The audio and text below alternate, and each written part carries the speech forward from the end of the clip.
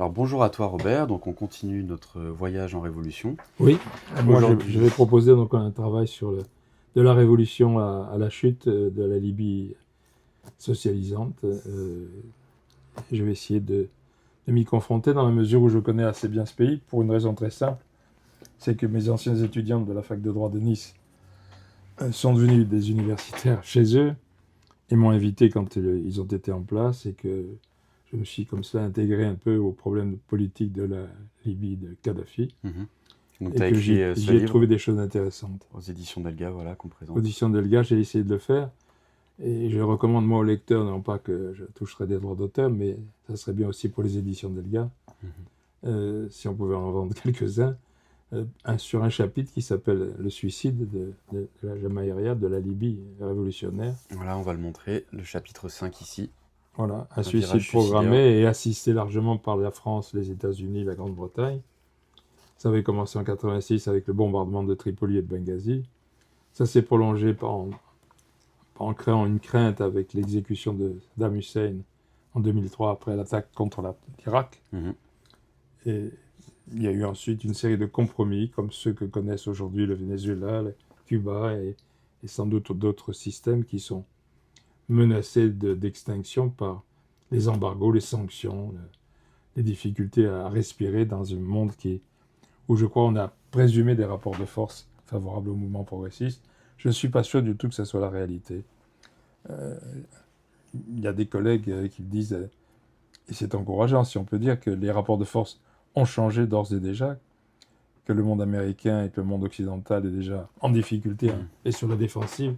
Oui, on parle de multipolarité, mais c'est J'en vrai que... suis pas très sûr. Mhm. Et je pense que la prudence chinoise, elle est faite de prise en compte de cette réalité concrète qui est l'inégalité qui demeure des rapports de force.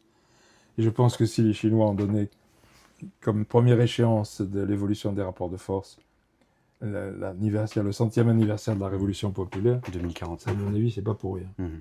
C'est un Je crois qu'ils ont processus. les outils d'analyse qui leur permettent de savoir jusqu'où on peut aller dans la situation actuelle, y compris au niveau militaire, y compris au niveau économique, y compris au niveau monétaire.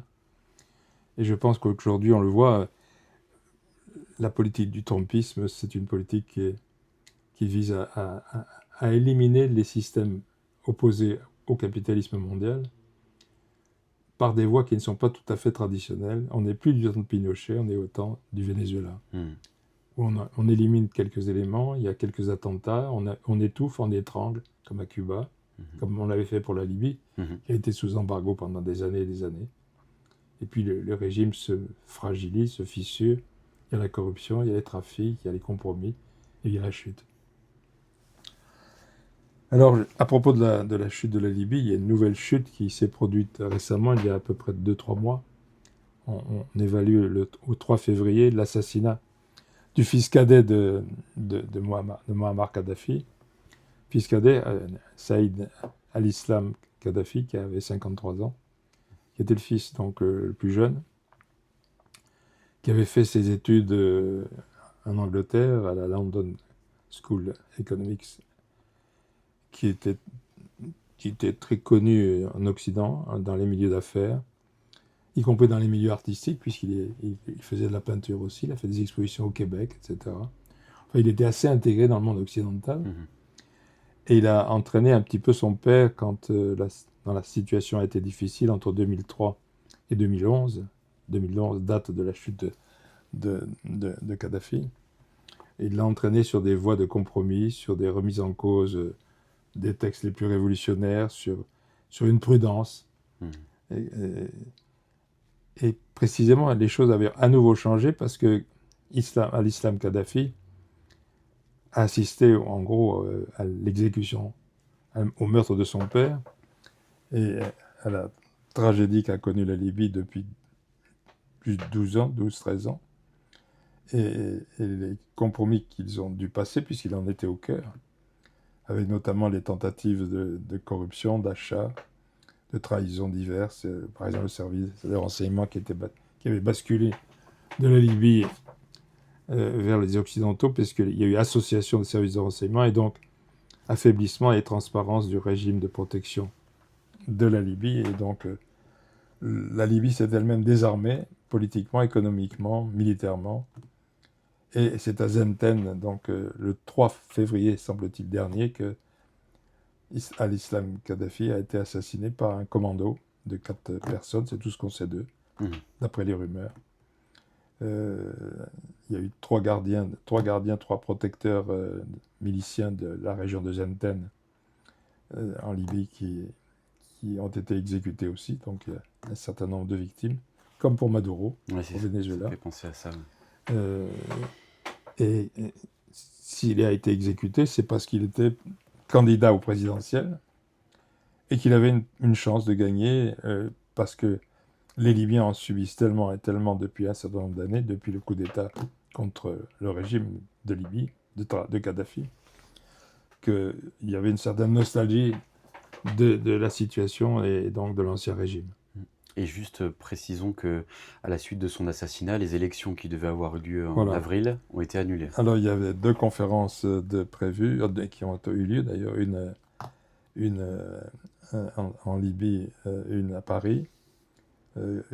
Théoriquement, tous les dirigeants de tendances diverses, parce qu'il y a un gouvernement à l'est et un gouvernement à l'ouest, à Tripoli et à Benghazi, étaient d'accord pour respecter quelques principes qui étaient ceux de Kadhafi fils, qui étaient l'unité maintenue et l'intégrité du territoire, l'unité maintenue de la Libye, alors qu'il y a des courants qui sont pour la fraction et pour la division du pays.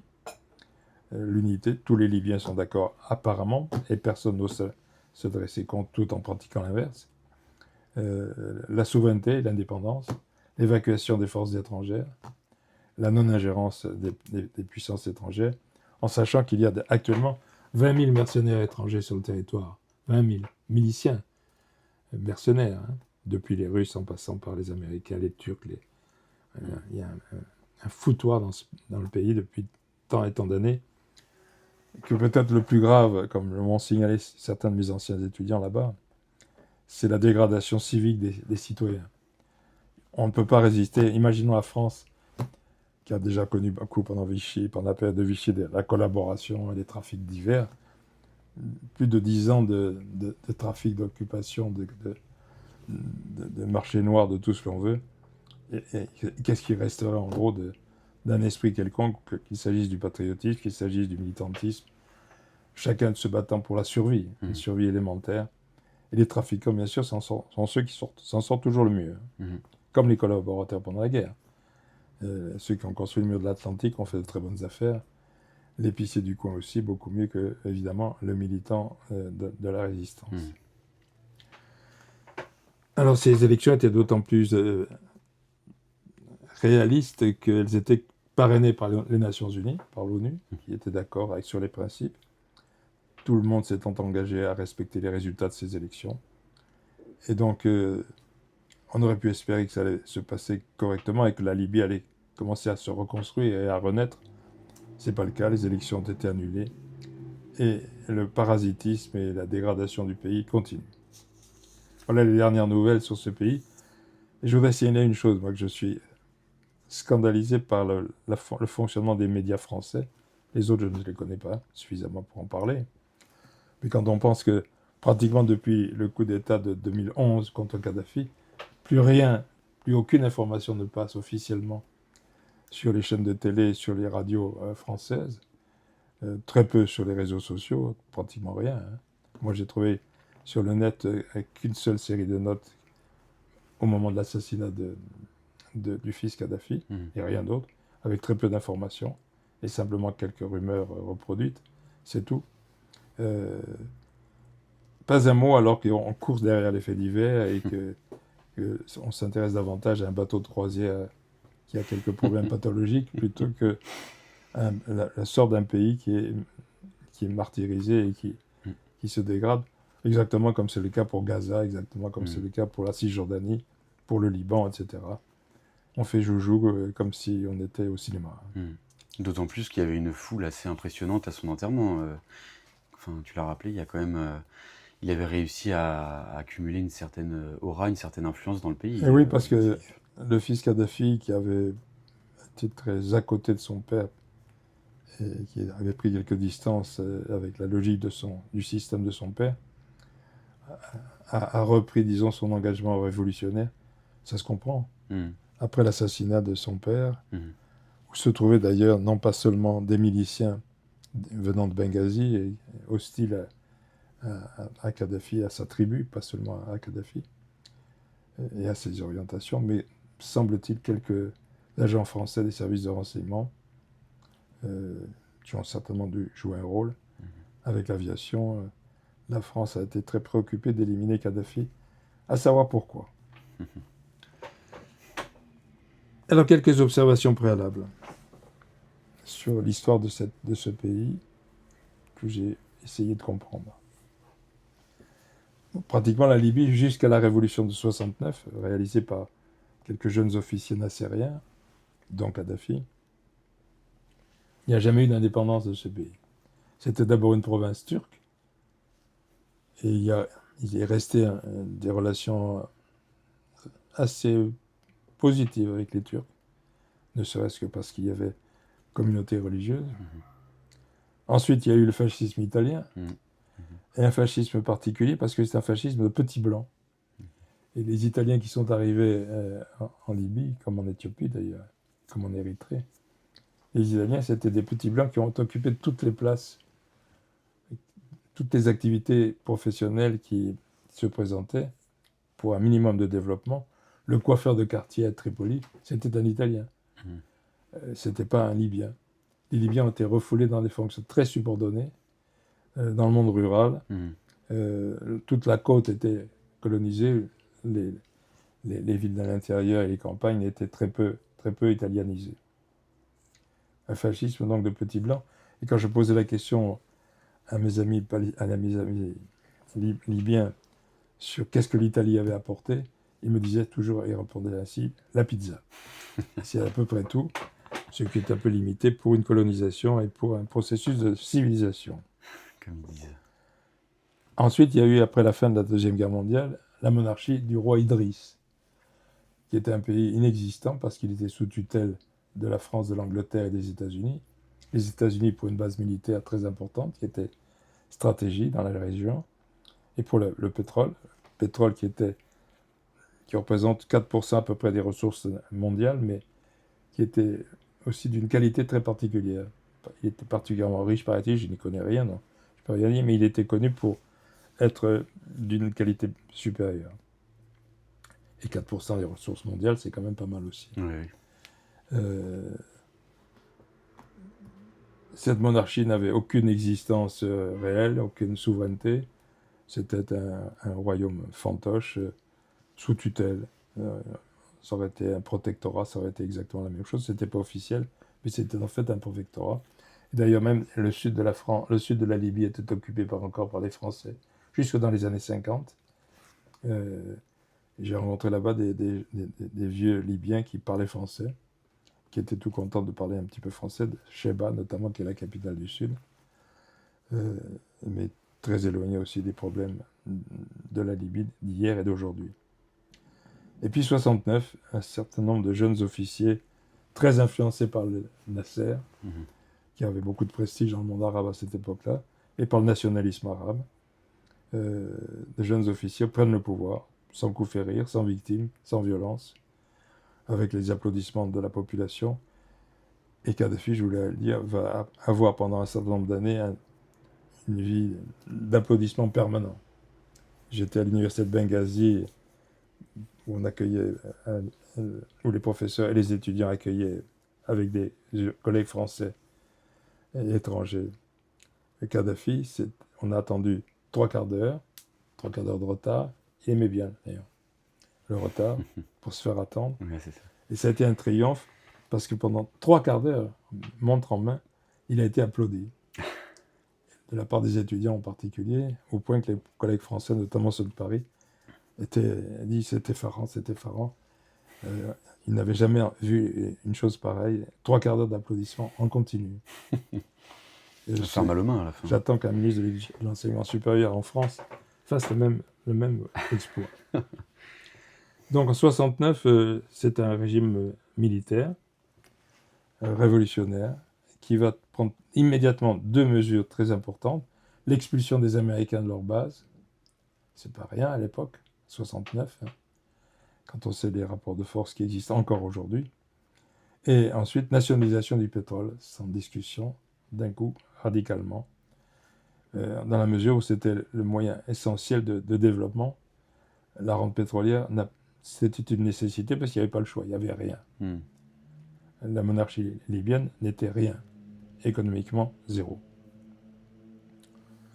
Mais dès le départ, ou presque, la Libye s'est marquée très fort au niveau international parce qu'il a été, pour une part, à l'origine de la grande crise pétrolière des années 70, la première crise, dont on parle encore aujourd'hui en même temps que la crise d'aujourd'hui.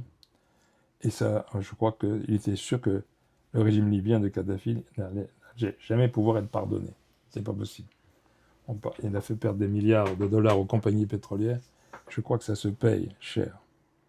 Et ils n'ont jamais oublié la situation. Très vite aussi, la Libye a été accusée de terrorisme. Et là, c'est une période assez confuse parce que le mouvement palestinien à l'époque utilisait aussi cette stratégie de combat, étant encore à la fois embryonnaire et peu expérimenté. Et les attentats qui ont certainement eu lieu de la part de la Libye se mêlaient à ceux des Palestiniens. Et par exemple, l'affaire de Lockerbie n'a jamais été vérifiée.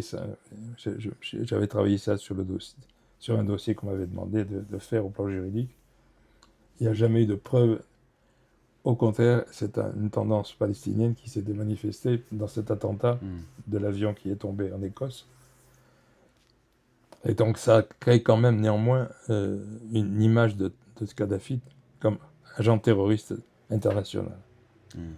Il faut dire que ce qui est certain, ce qui est vrai parce qu'il ne s'en cachait pas, le régime kadhafiste a soutenu financièrement et politiquement l'IRA, en Irlande du coup, l'ANC, en Afrique du Sud, que Mandela était en prison à l'époque, les Kanaks, ceux qui n'étaient pas gentils pour les Français, les Amérindiens et les Noirs américains, ce qui fait beaucoup évidemment pour les Occidentaux.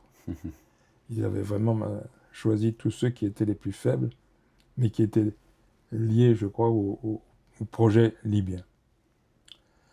Et néanmoins, Kadhafi et la Libye tenaient à se marquer favorablement vis-à-vis des droits de l'homme. Il dénonçait le monopole qu'exerçait en la matière à cette époque l'Occident en faveur des droits de l'homme. Comme si seul l'Occident pouvait être les promoteurs de ces principes. Et un prix a été créé, un prix Kadhafi des droits de l'homme, en signalant simplement qu'il n'y avait absolument pas de projet libyen d'un prix Kadhafi, d'un prix intitulé Kadhafi. C'est un Français qui était à l'origine, responsable à l'époque des villes jumelées, que je connaissais bien et qui était douteux, je crois, c'est le moins qu'on puisse dire, qui voulait d'ailleurs récupérer le montant, le capital du prix sur son compte bancaire, ce qui me paraît déjà assez préoccupant. Je me souviens, j'étais dans un hôtel à Tripoli le jour où on a décidé ça, avec un certain nombre d'internationaux, disons, qui étaient présents pour ce prix, dont le jury allait être composé. Et les gens sont venus dans ma chambre pour me dire « battez-vous pour pas que ce gars-là soit responsable du prix ». Il ne l'a pas été. Mais le prix a été baptisé parce qu'il était très difficile de revenir en arrière après cette proposition. Ni les Libyens, ni les invités étaient bien placés pour dire « Ah ben non, on ne veut pas du prix Kadhafi ». Alors que c'était effectivement l'État libyen qui accordait ce prix. Donc il s'est appelé ainsi, mais il a bien fonctionné. Et le premier prix qui a été décerné d'ailleurs, c'était à quelqu'un qui était incontestable, Mandela, qui était encore en prison. Et je crois que Mandela s'en est souvenu en 2011 lorsqu'il y a eu le coup d'État, puisqu'il a protesté et il était à la pointe de ceux qui étaient restés solidaires de la Libye. L'idée était que le Sud était tout aussi bien placé, sinon mieux que l'Occident, pour défendre les droits de l'homme. C'était le Sud qui souffrait essentiellement, qui souffre toujours, et le fait d'être les champions des droits de l'homme dans le monde, c'était une ambition qui était tout à fait légitime, me semble-t-il. Mais les réactions en Occident ont été très douloureuses, très dures. Pratiquement presque tout de suite, dans les premières années 70, la Libye a été sanctionnée par un embargo américano-européen auquel la France a participé activement, avec des difficultés de passage parfois pour se rendre en Libye.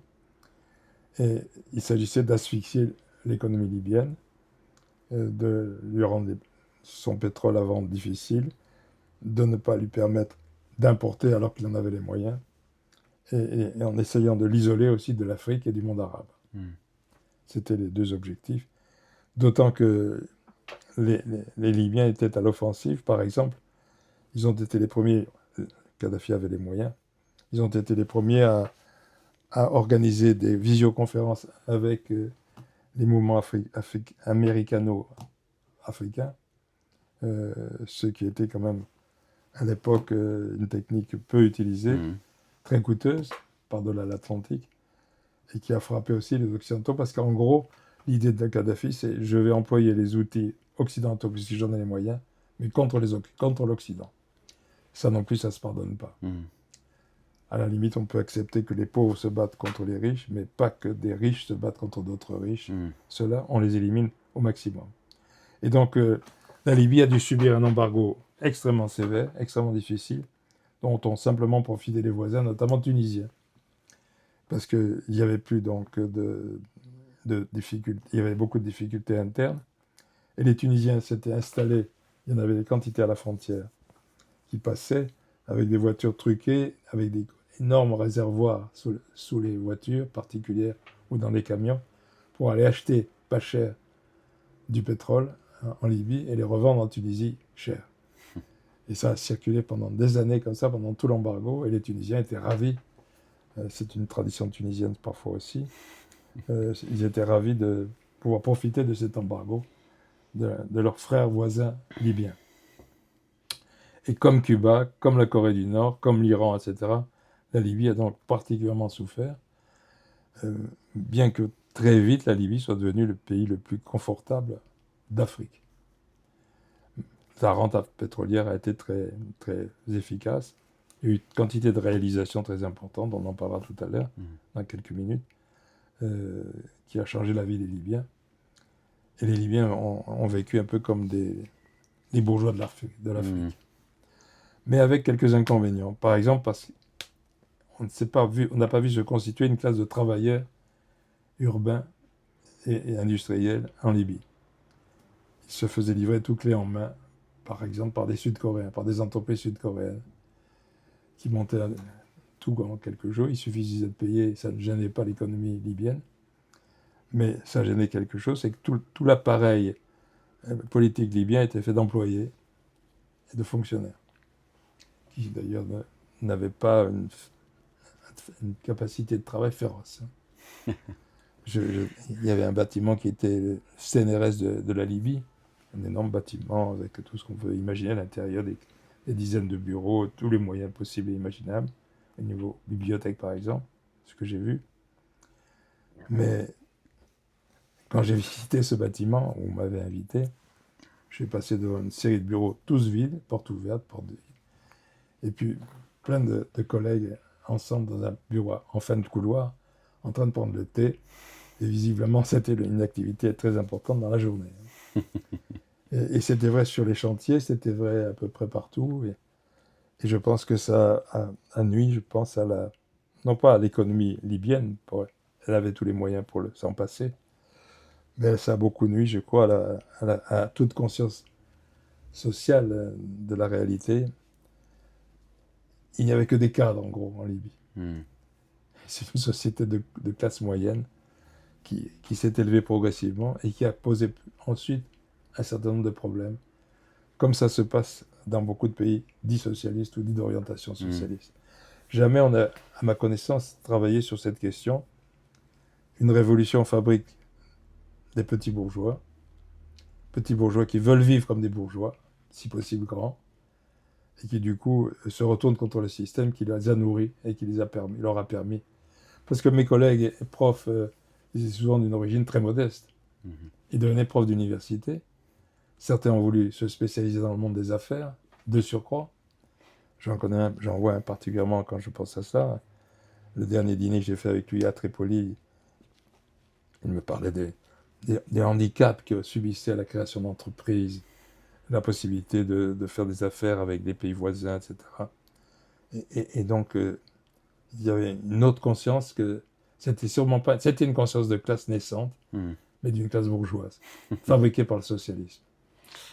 Et je pense que c'est une question qui serait à soulever au plan théorique, parce que je crois qu'elle mériterait d'être examinée et d'essayer de prévoir les contre-feux à ce genre de situation et d'évolution.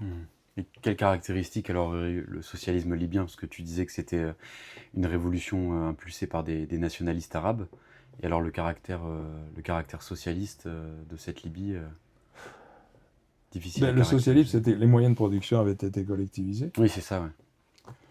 mais je pense que c'est pas seulement une question de collectivisation des moyens de production, le socialisme. Je suis d'accord, moi, avec Badiou quand il dit c'est d'abord et avant tout un changement dans les rapports sociaux et dans les rapports humains.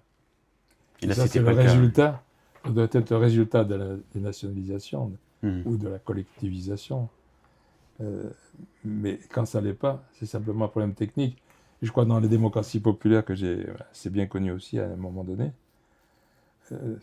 l'ouvrier moyen ne voyait pas la différence énorme entre un directeur administratif et un patron privé.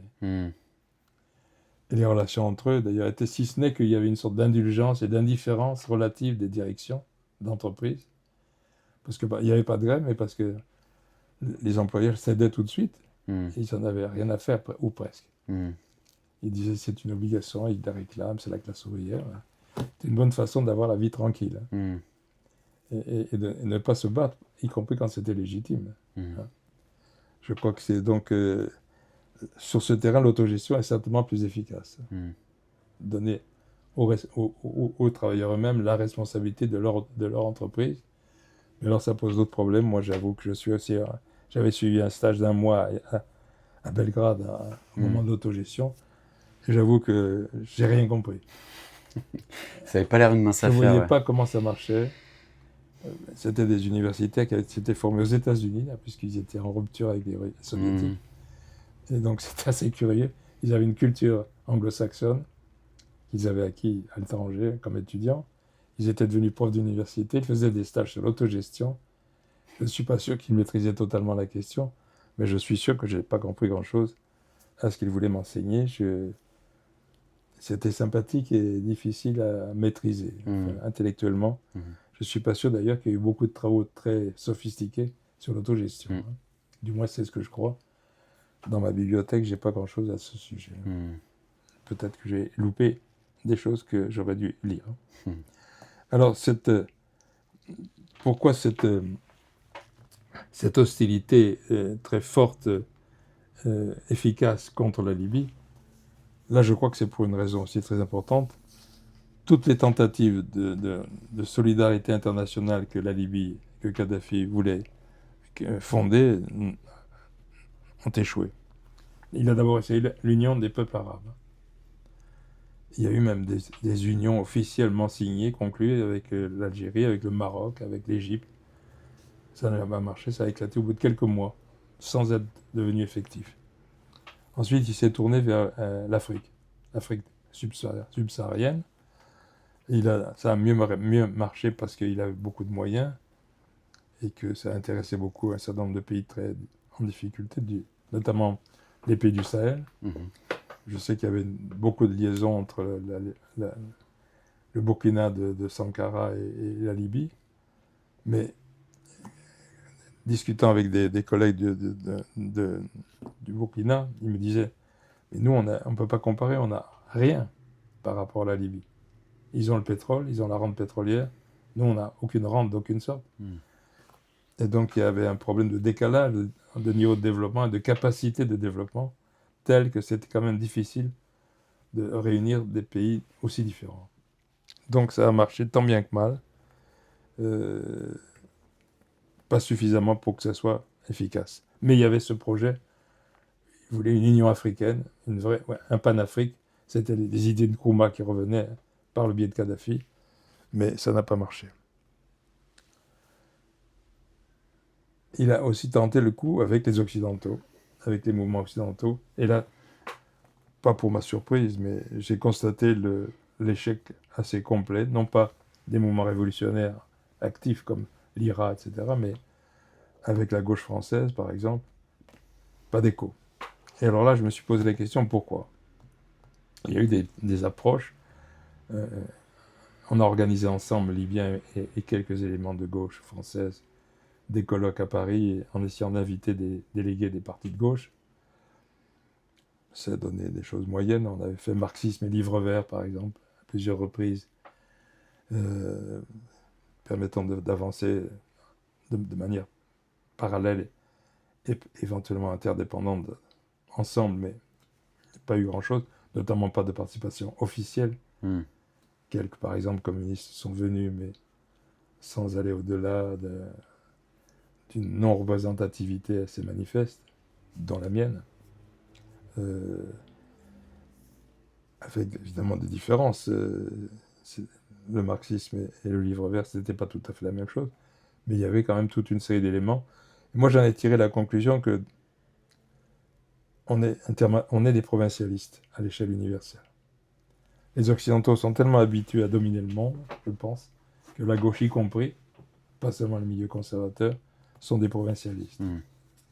Ils n'imaginent pas, ils ne conçoivent pas, je pense, l'idée qu'il puisse y avoir des révolutions différentes de celles dont on connaît bien le modèle.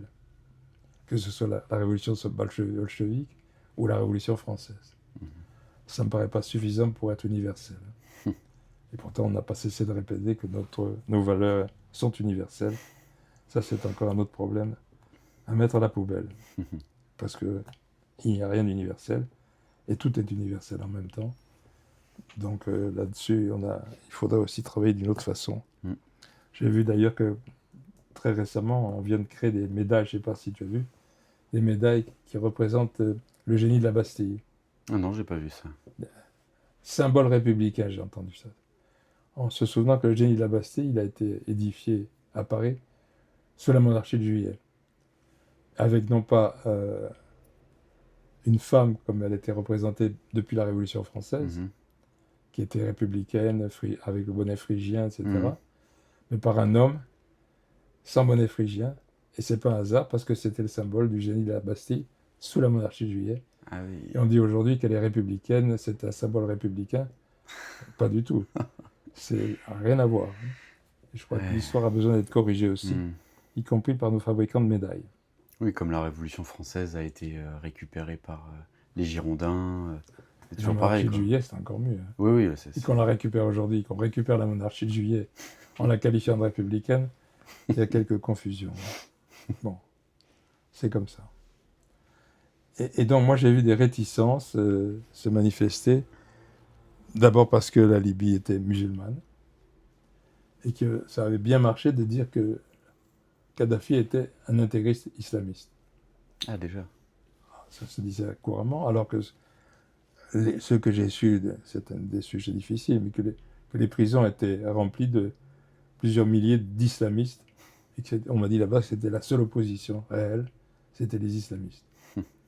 Et Kadhafi était accusé, au contraire, d'être islamiste, parce que c'était plus facile de l'accuser d'être islamiste plutôt que de l'accuser d'être révolutionnaire, nationaliste, avec quelques penchants vers les marxistes.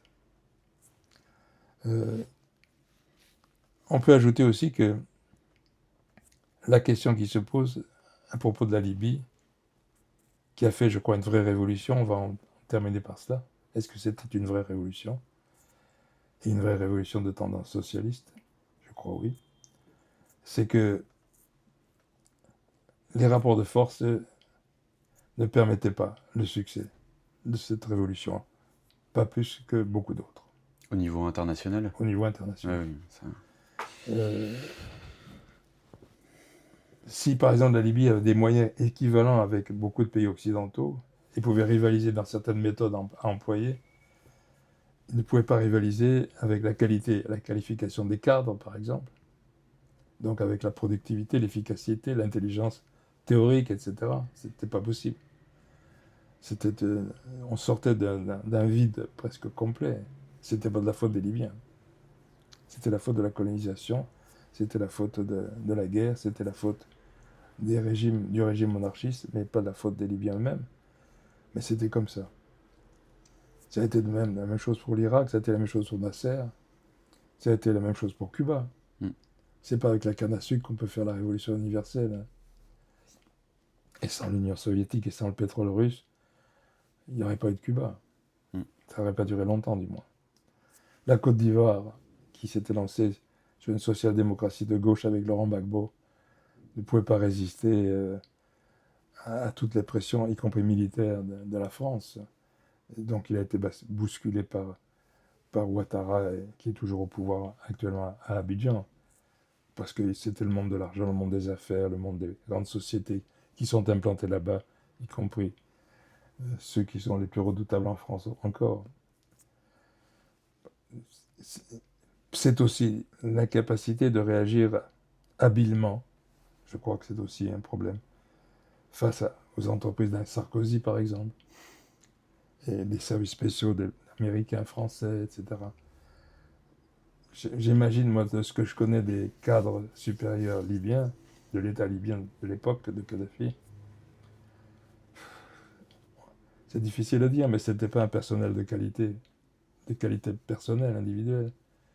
C'était plutôt des gens qui étaient favorables au système et qui devenaient des courtisans assez vite. Mm.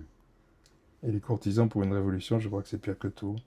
Et je crois qu'il faut rendre hommage à des gens comme Che Guevara qui ont refusé d'être courtisans, Mhm. qui ont pris tous les risques et qui l'ont payé cher d'ailleurs. Hein. Mais je crois qu'il avait choisi de payer le prix de ses engagements. Euh, bien sûr, tous les pouvoirs sont des courtisans. La France, comme l'Union soviétique, comme les États-Unis, comme tout le monde. Mais il y a quand même une haute administration, par exemple, de qualité. Mhm. Elle sert des causes qui sont discutables, mais elle est techniquement au point. Mhm. Et je crois que ça joue aussi dans un système politique. Ça le fait tenir. Hein. Ils ont les parades, ils ont les procédures, ils ont les techniques, et ils ont les outils. Et quand on les a pas, j'imagine par exemple le peuple palestinien, les difficultés qu'ils doivent connaître. J'ai été très frappé, moi, quand j'ai eu la chance de rencontrer Arafat, à Tripoli d'ailleurs. Après, longtemps après Oslo, après les accords, il m'a dit on s'est fait rouler, on s'est fait avoir, je le reconnais. Il faut dire que Kadhafi avait été pas gentil avec eux parce que quand les Palestiniens ont signé les accords d'Oslo, il a expulsé de Libye les Palestiniens qu'il accueillait. Plus d'OLP, plus de Palestiniens. Puisque vous êtes contents, tout va bien, vous n'avez plus besoin de nous. Ils sont revenus quand ils ont fait leur autocritique. Mhm. Et je pense que c'était des bonnes leçons politiques qu'il avait essayé de donner. Mm. Évidemment, c'est pas venu jusqu'à la voie médiatique en Occident, y compris dans les forces de gauche, surtout pas. Je crois que la position de faiblesse crée une perversion progressive, lente de la logique socialiste, là où elle est tentée, là où l'expérience est tentée. Moi, je crois. Et qu'il faut avoir des moyens. Je pense que les analyses de Marx corroborent tout à fait avec ça. On a dit qu'il s'est trompé puisque finalement ça s'est passé ailleurs que là où Marx l'avait prévu. Non, il ne s'est pas trompé, je crois. C'était les conditions qui étaient optimales, c'était les conditions de l'Angleterre ou d'ailleurs. Ce n'étaient pas les conditions de la Russie, ce n'étaient pas les conditions de pays comme la Libye, évidemment. Il ne s'était pas trompé, mais l'histoire a plus d'imagination que les théoriciens, heureusement, parce qu'on n'en a pas toujours. Mais je crois que c'est quand même un phénomène lourd à porter et difficile à régler. L'histoire a plus d'imagination que nous, et donc elle saisit les opportunités. Et les peuples ont le courage de le faire, mais ça ne donne pas toujours les résultats. Mais il ne faut pas s'en dramatiser ni considérer que c'est une pathologie et une incapacité historique définitive. C'est l'incapacité de peuples qui apprennent les choses à prix fort. Mm. Et je pense que j'aimerais bien, moi, avoir un parti qui se penche sur un certain nombre de problèmes et qui serait peut-être plus pris au sérieux de cette manière-là. Et peut-être que ça pousserait, par exemple, les membres de ces partis à travailler davantage, à travailler théoriquement, Mhm. parce qu'ils ont le sentiment que ça ne sert à rien. Moi, c'est le sentiment que j'ai pour mon parti. Je ne sais pas si c'est vrai dans les autres, je pense que oui. La croyance dans la spontanéité politique, ça me paraît désastreux. Mm. Et il y a cet aspect spontanéité. J'ai la conscience de classe. Pourquoi? Parce que je suis ouvrier et que je suis smicard. Je trouve que c'est pas tout à fait suffisant. Oui, c'est pitoyable ça. Moi, j'entends ça, me semble-t-il, trop souvent. Un héritage de l'ouvriérisme. Et du coup aussi, c'est le modèle qui en prend un sacré coup, parce que si on n'en sort pas tout seul, on appelle au secours le plus puissant. Ça a été le rôle de l'Union soviétique.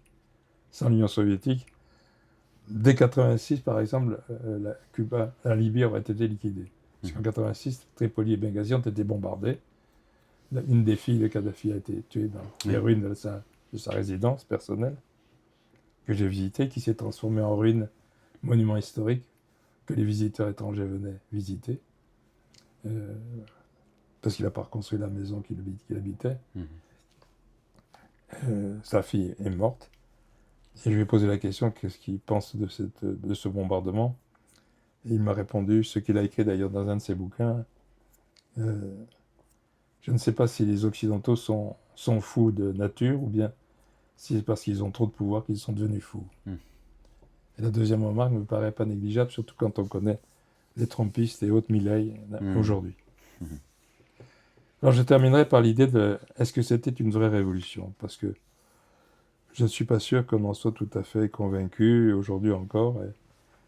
Et le bouquin que j'ai écrit sur Kadhafi a plus étonné qu'intéressé.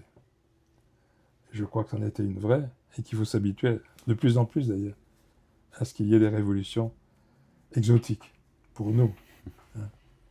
Il y en aura de plus en plus, c'est logique. Et elles ressembleront de moins en moins à la Révolution française ou à la Révolution bolchevique. C'est peut-être un encouragement d'ailleurs, elles seront plus riches, peut-être. Une vraie révolution, parce qu'il avait les moyens, parce que la Libye avait des moyens financiers exceptionnels. Exceptionnels. Et par exemple, qu'est-ce qu'il a fait, ce régime? D'abord, il était absolument persuadé que le travail idéologique était fondamental. Il faut voir tout ce qu'ils ont publié, de mauvaise qualité, mais pendant la période de l'apogée du régime, et la place qu'ils ont donnée à la formation.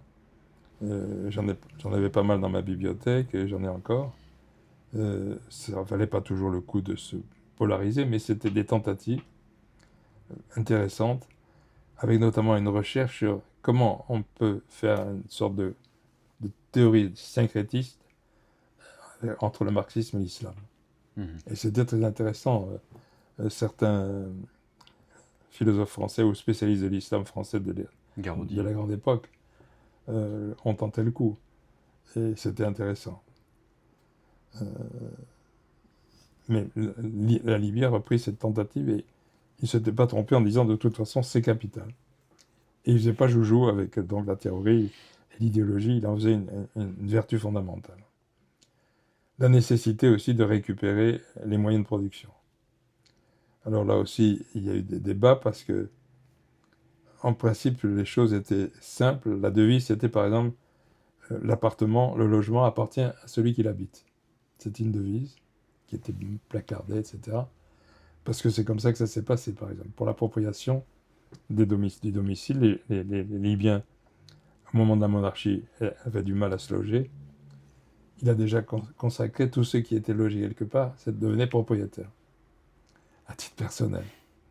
Et ensuite, ils ont construit, etc., etc. Mais avec 6 à 8 millions de gens, c'était concevable avec les moyens qu'ils avaient. Donc, des problèmes comme ça ont été réglés, mais d'un coup et d'un trait de plume, vous êtes là, c'est chez vous. Pour les mariages aussi, il me semblait qu'on donnait un appartement. Oui, pas de système fiscal, pas d'impôt, puisqu'il y avait suffisamment de revenus pétroliers. Au contraire, il y avait chaque année, selon les résultats de la production pétrolière et du coût du marché, il y avait une redistribution partielle de petites ou moyennes ou grandes sommes aux citoyens. Et ça fait un coût quand même pour des gens qui... Mais pas tellement, parce que de toute façon, dans les pays du tiers-monde, l'imposition est formelle pour une large part, parce qu'il y a tellement de travaux qui ne sont pas enregistrés que personne ne paye d'impôts ou presque dans beaucoup de pays du Sud. Mais tout de même, le développement est allé avec la suppression de la fiscalité. Pas un mot, bien sûr, en Occident, ni à gauche, ce qui est quand même assez curieux. Volonté d'indépendance. Et ça voulait dire quoi? Ça voulait dire, par exemple, il faut accéder à l'eau. C'est un pays sans eau. Et quand Kadhafi a pris le pouvoir, il y avait eu quelques usines de dessalement de l'eau de mer. Ça donnait une eau marâtre très peu agréable. Il les a développés, mais il a surtout réalisé ce qu'il appelait la Grande Rivière, qui vient du sud du Sahara. C'était de l'eau souterraine, qu'il a amenée jusqu'au littoral, et qui fait que c'est de l'eau de source maintenant qu'on boit sur la côte. Et je me souviens les critiques faites en Occident à l'époque, puisque j'étais là-bas à ce moment-là, qui étaient « mais il bousille l'eau, dans 10 ans il n'y en aura plus, et donc il aura asséché le pays ». Point final. Comme si nous, on travaillait à long terme dans les instances de l'Élysée. L'eau, donc, indépendance par l'eau. Aujourd'hui, c'est une question qui est soulevée un peu dans beaucoup de pays. L'agriculture. Il a fait des expériences dans le désert. Quand on survolait de ces zones, on voyait les maraîchers qui poussaient au milieu du désert, parce que tout ça pousse avec les moyens techniques que l'on a, entre l'arrosage automatique, un certain nombre de stimulants de la terre, etc., ça marche. Et donc on peut imaginer un jour la Libye et l'Algérie, etc., développer au niveau de l'agriculture, y compris avec leur désert. La Chine le fait déjà, il me semble. Bien sûr, tout à fait. À partir du moment où on a les techniques et les moyens, il n'y a plus de problème. L'éducation. Alors là, il faut voir les choses de manière... Il y avait les universités locales et les boursiers à l'étranger. L'université de Benghazi, c'est que j'ai visité pour la première fois où je suis allé là-bas. C'est une université de luxe, vraiment de luxe. Et j'avais demandé, il y avait à visiter les bibliothèques. Il y avait une bibliothèque par grand pays culturel, y compris la France. Et il y avait des bâtiments réservés à la librairie française, à la bibliothèque anglaise, à la bibliothèque, etc. Parquet vernissé, etc. C'était du luxe. Hein. Et c'était une réalisation considérée comme nécessaire. Quant aux boursiers, à l'époque, ils percevaient en France, dans les années 70-80, à peu près 1500 € par mois, les boursiers. C'est-à-dire plus que le SMIC français. Au point que d'ailleurs, et c'est le revers toujours des choses, au point que ceux qui faisaient leur thèse, il y en avait quelques-uns avec moi, ne se contentaient pas des 3 ans. Et qu'ils y étaient pas mal ici, et qu'ils prolongeaient un petit peu les choses. Au lieu de rentrer tout de suite pour travailler, ils y restaient 2-3 ans de plus. C'est des problèmes aussi tout ça. Hein. Parce que ça coûtait 2 fois plus cher, avec un même résultat. Hein. Mais c'était comme ça. Et il y avait quand même une volonté de fabriquer une intelligentsia de qualité. Et elle en avait bien besoin, cette Libye. Autogestion d'entreprise. Il y avait des tentatives de différentes natures qui marchaient plus ou moins bien. Mais là, je n'interviendrai pas là-dessus parce que je suis un peu bloqué sur cette question dans la mesure où je n'avais pas travaillé suffisamment. Les institutions, une vraie révolution aussi. Kadhafi n'était rien au plan constitutionnel. Il n'avait aucun pouvoir, il était guide. C'est une fonction qu'il avait créée, inventée, dans la réalité, bien sûr. Son pouvoir était très important, mais surtout parce que, précisément, le pouvoir d'un leader, c'est encore aujourd'hui, et notamment dans les pays du tiers-monde, un pouvoir qui provoque la soumission. Mais ce n'était pas son objectif, du moins au départ. Ensuite, avec les courtisans, tout devient possible, puisque je suis absolument persuadé que les gens que j'ai connus dans le 2e siècle ou le 3e siècle, connus vaguement, c'était des gens à la fois médiocres et soumis. Et je pense que Sarkozy avait le même personnel autour de lui, c'est la preuve dans son procès, et que tous les présidents de la République française, de la Ve République, qui ont beaucoup de pouvoir, sont entourés d'une même petite cour médiocre et peu compétente. Donc, il y avait l'idée que peut-être le pouvoir personnel n'était pas ce qu'il y avait de mieux. Et il n'était pas chef de l'État. Et il disait, je suis parfois dans l'opposition. Et je crois que c'était intéressant. Il y aurait quelque chose à voir, une institution qui aurait à la fois des pouvoirs, mais qui ne les ayant pas tous, pourrait être dans l'opposition en même temps, vis-à-vis de certains projets. Il y avait aussi une tentative de créer des comités populaires qui étaient le vrai pouvoir pour lui. Par quartier, par village, etc. Il y avait des gens qui décidaient. Ils n'étaient pas désignés, ils s'auto-désignaient. Ils n'étaient pas élus, ils participaient. Mais il s'est avéré que là encore, ça n'a marché un peu comme les commissions municipales où les citoyens viennent aux 3-4 premières réunions, puis après s'abstiennent, ne viennent plus, ça les fatigue, ça les ennuie. Ils connaissent leur incompétence, ils le constatent, ils ne veulent plus l'exercer. Et donc, pour compenser ce vide ou cette médiocratisation du pouvoir officiel, Kadhafi a créé les comités révolutionnaires. Comités révolutionnaires, c'est-à-dire les militants, qui petit à petit ont pris la place des comités populaires dans la réalité. Et les vraies décisions étaient prises par les comités révolutionnaires qui transmettaient aux comités populaires, mais qui les imposaient. On voit toujours les perversions de toutes les institutions que l'on crée. Mais ces comités révolutionnaires, c'est devenu une sorte de bureaucratie politique équivalent à ce qui pouvait exister dans les démocraties populaires.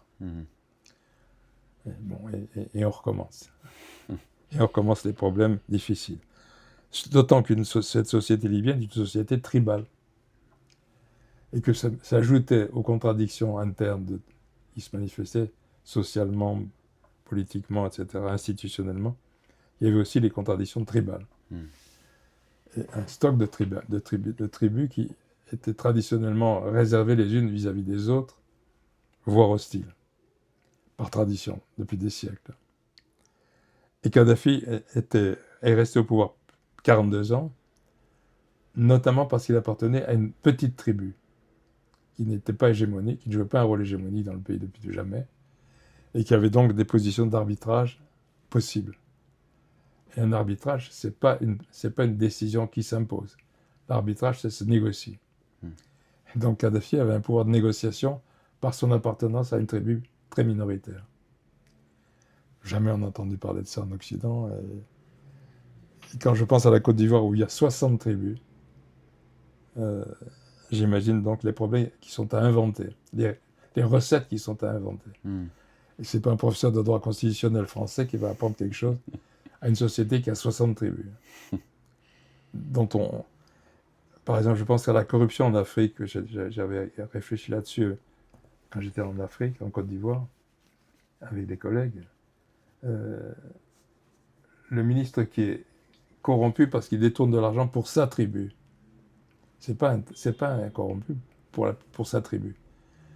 Au contraire, s'il ne fait pas cela, il est accusé de détournement. Ça va ailleurs, alors que ça devrait revenir chez nous, puisqu'il est notre ministre. Et donc, il y a un autre droit pénal même à inventer, d'autres voies de financement que ceux qui sont traditionnels dans un pays comme la France. Et c'est incomparable. Et je pense que toutes ces questions méritaient non pas d'être étudiées, puisqu'on ne serait pas directement sur le terrain, mais au moins connues par les militants des partis progressistes en France et ailleurs, en Occident, pour être un peu plus intelligents, pour pouvoir avoir des jugements de valeur fondés sur quelque chose, et non pas sur l'inculture qui se répand de plus en plus, me semble-t-il, dans un pays comme chez nous, où on connaît même maintenant des mouvements anti-science, ce qui est le comble. Voilà un petit peu ce que je voulais dire de ce pays qui m'a beaucoup intéressé, moi, pour ma part, justement parce que j'ai découvert que pour se connaître soi-même, il faut connaître les autres, parce qu'on s'aperçoit des différences et qu'elles deviennent flagrantes, et que du même coup, aucune recette ne peut être valable, universelle, et que la notion de modèle, c'est une notion aberrante, moi je trouve, et qu'il s'agit d'inventer dans chaque société, pour le moment dans un cadre national, puisque c'est encore une réalité historique, ça ne durera pas toujours, mais dans le cadre actuel, c'est dans la culture nationale qu'il faut trouver des solutions et des inventions. Je n'ai jamais vu une université qui travaille à inventer quelque chose, Mm. mais à reproduire simplement, particulièrement les facultés de droit que je connais un peu. Voilà ce que je voulais vous dire sur cette Libye. J'espère qu'un jour elle pourra au moins survivre et se reconstruire. Il y aurait d'autres pays à étudier, je pense au Népal par exemple. Mhm. Imaginons le Népal et la Libye. Comment est-ce que les Népalais pourraient imaginer un système politique qui se ressemble à celui de la Libye? Mais pourquoi pas? Puisqu'on dit que la Révolution française englobe la réalité universelle. Il y aura peut-être des points communs, mais bon, de là à dire Bien que... sûr. Des points communs, il y en a partout, ça c'est sûr. C'est ça. Mais quand même. Oui, Le comme Népal, tu c'est le disais, Népal. chaque révolution a son côté universel, dans la mesure où on a des leçons À apprendre d'ailleurs. C'est ce qu'on fait. Hein. Et peut-être à ne pas faire, à savoir de ce qu'il ne faut pas faire. Exact, oui. Et j'imagine par exemple, quand les pieds rouges, comme on dit, sont allés en Algérie, le nombre de sottises qu'ils ont pu dire et faire, Mhm. avec la meilleure bonne volonté. Mhm, mhm. Et j'ai un collègue, le professeur Rias, que j'aime bien, qui est réactionnaire mais intelligent, ce qui arrive, Mhm. qui dit qu'il n'y a pas besoin de monstres pour faire des monstruosités. Mm.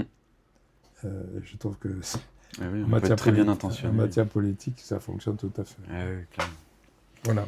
Bah, merci beaucoup, Robert. Voilà.